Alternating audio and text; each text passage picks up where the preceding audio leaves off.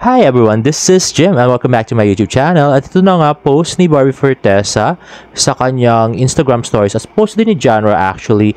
Happiest birthday to my honey Janra. Thank you so much for always making sure I look the best kahit minsan last minute na. Hahaha, you inspire me. Iba ka girl. Enjoy your special day because you deserve it. Mahal kita. Sabi naman ni Janra, I love you honey. Barbie Forteza. At next naman ay Pep goes to Avignon. TikTok video. Let's watch this. Pep goes to Avignon Clinic's official launch of its newest beauty treatment, Zafiro, with celebrity endorser Barbie Forteza.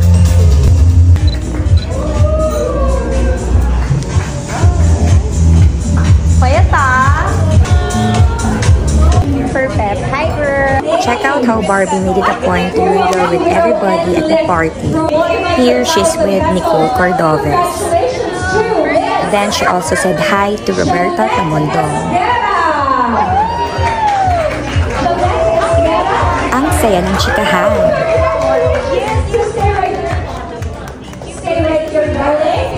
Next, she went to Hannah Arnold.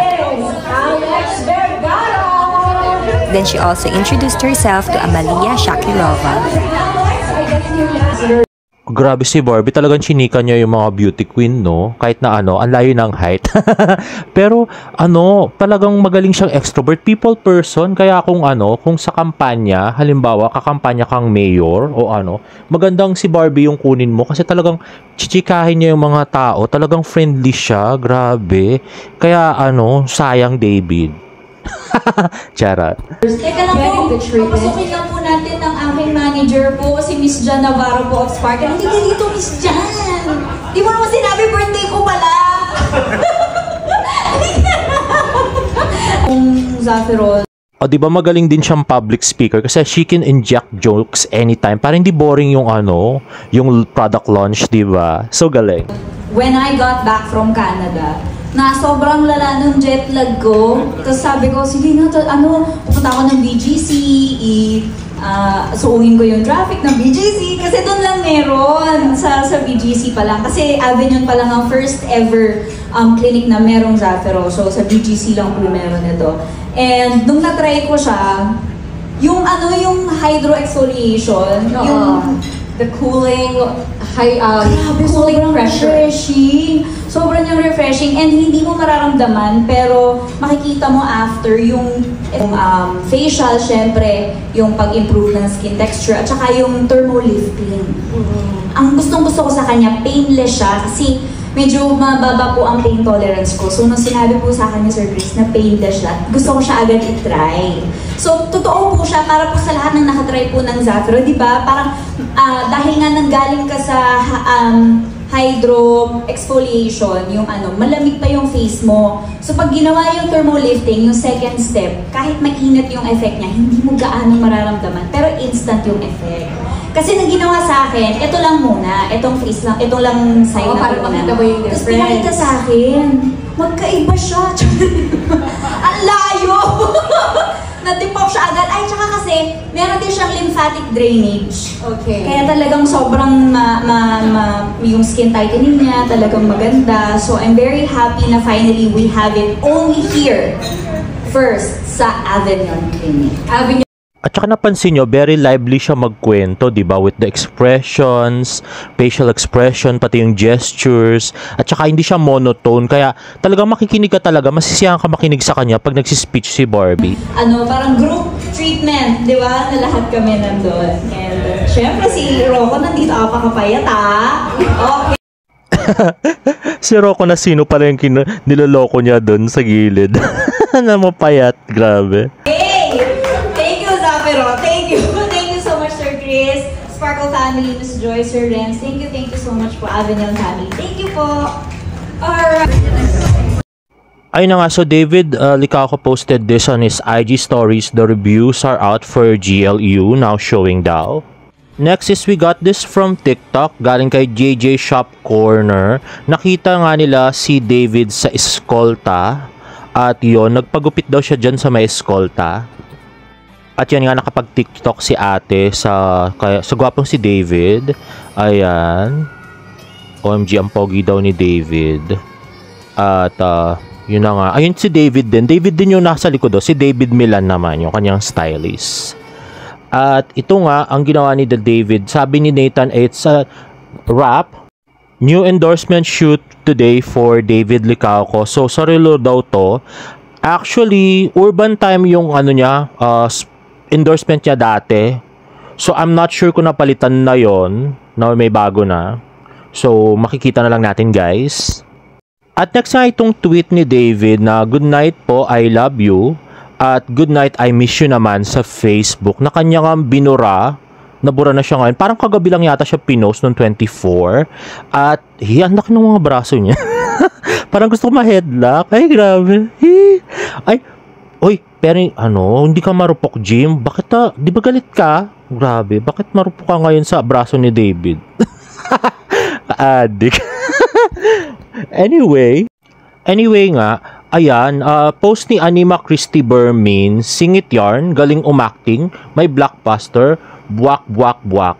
Sabi niya ganon doon sa kanyang post sa TikTok at pinost din niya sa Twitter na meron tayo itong 1.9 million views sa Twitter at 4.1 thousand likes naman yung video.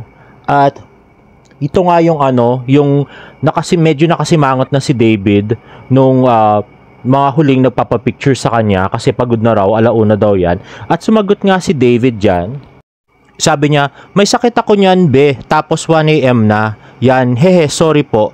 Bawi ako next time ha. Tapos yun nga, may 2,000 likes yung reply ni David na yon. Tapos meron nag-comment sa YouTube ko na sabi, lagi daw nagdadahilan si David. Sabi niya, kasi shy naman talaga ako eh. Kasi may sleep apnea ako eh. Kasi may sakit ako niyan. Kasi pagod ako eh. Kasi hindi naman talaga ako performer. Kasi mas priority ko ang business at hindi yung pag-aartista. Kasi busy ako eh. Kasi low-key person naman talaga ako. Kasi kasi bata, sabing gano'n ni Go Mary. Ano kaya ang tawag natin dyan? Gusto niya lahat mag-adjust sa kanya dahil aping-api siya at nahihirapan sa life ng pag-aartista niya. Sana all, sabing gano'n ni Go Mary. At mukhang super affected na nga sila kaya si girlfriend niya ay nag-tweet ng cheer up, it will be a great day. Pero ang nakakapagtaka dun sa video na kinuha niya, parang siya si SpongeBob tapos si Squidward si David. Si Squidward na kasi mangot pa rin. So parang siya lang yung masaya. Grabe. Sabi naman ni Josephine ko, not bothered at all. Happy for the mess that the guy is experiencing. Good luck guy, sabi ni Josephine ko na ganon.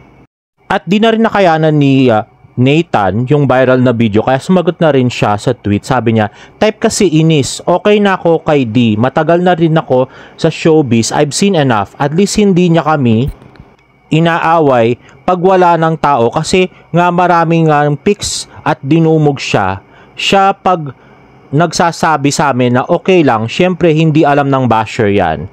Tapos sabi niya, if fan service na patunayan na ng ilang beses yan, yung lumabas sa hotel room na nakapaa na ngumunguyap ng pagkain habang nagpapapik, that time, it's private dinner with the management and it's 1 AM tapos masama pang pakiramdam. Syempre, hindi makikita ng mga basher yun, diba?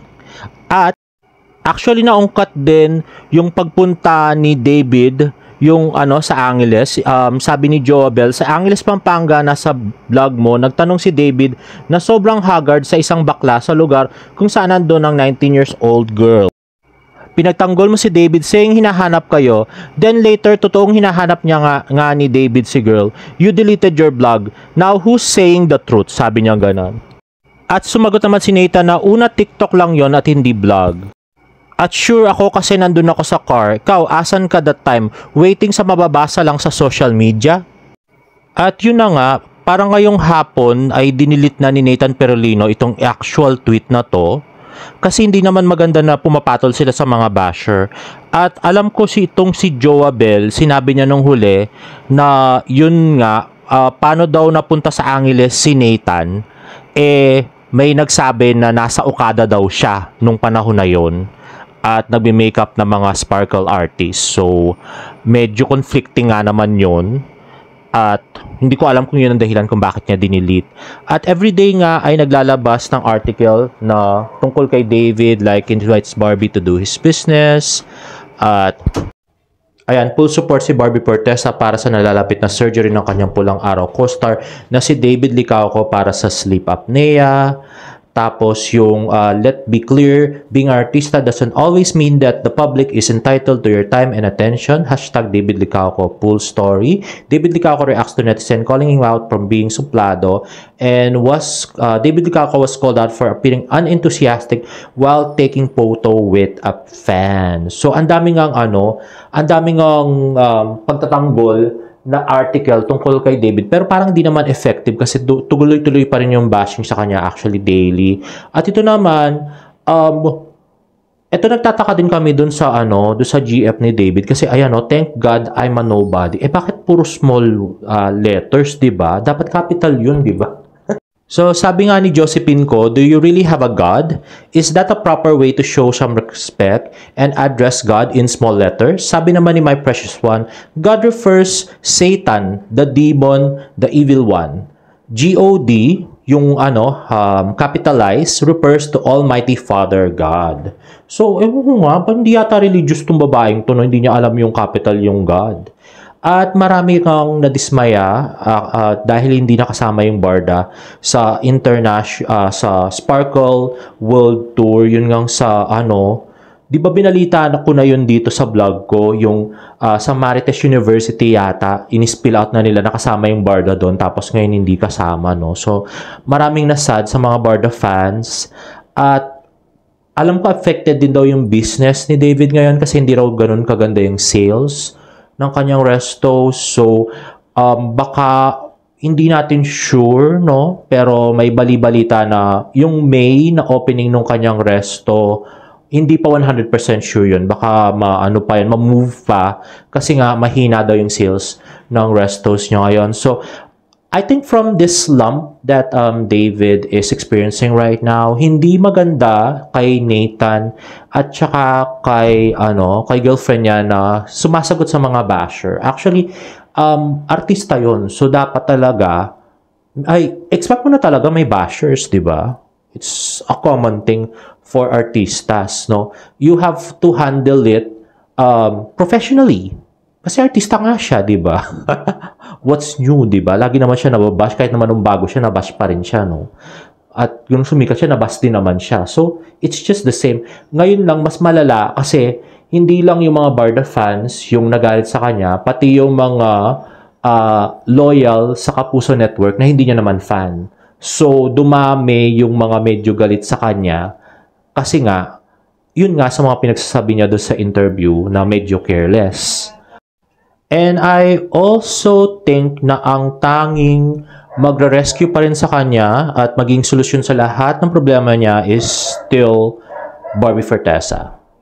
Yes, kung papayag si Barbie mo pagamit sa kanya, I think that would be the best solution for all of these problems right now. I'm not sure, 100% sure that it will heal everything or solve everything about the bashing and all. Pero at least medyo good shot siya pagka ganon. Si Barbie yung tutulong sa kanya. Kasi hindi ganon kagusto ng tao yung girlfriend niya. Let's be real. Tapos si Nathan, hindi rin naman ganon kaganda yung image, no? So si Barbie yung talagang best savior niya dito. Hindi yung mga article everyday na hindi din naman nakakatulong kay David sa kanyang career ngayon at saka sa hatred na nararamdaman niya, no? It's still Barbie. I think dapat nilang gawin yung kakaiba, hindi lang yung mga walang kwentang photoshoot na may fan service, ganun. I think they should do what they didn't do before. Like yung mukbang sa Kuya Korea. At hindi na kailangan siguro masyadong sweet. Siguro civil lang. At saka yung mukbang din sa Sobra Cafe would be good. At kung kumbinsin niya si Barbie, siguro na i-guest din siya doon sa coffee talk ni Barbie. That could help. I'm not 100% sure that it will solve everything, but that could really help. At least, yung mga fans medyo masisiyahan ng konti. Yung mga Barda fans man lang, mabawi niya. Kung hindi niya man mabawi, yung mga loyal GMA fans na hindi niya naman fans talaga, na nagalit pa sa kanya. So kayo guys, what do you think could solve David's problem with regards to the bashing every day? Kasi hindi naman pwedeng lagi na lang nilang sinasagot ang mga bashers, no? Lalo sila nagmumukhang cheap and very unprofessional. So please write your comments down below. Now if you like this video, please give it a thumbs up and please subscribe to my YouTube channel for more Barda updates. See you in my next vlog. Bye!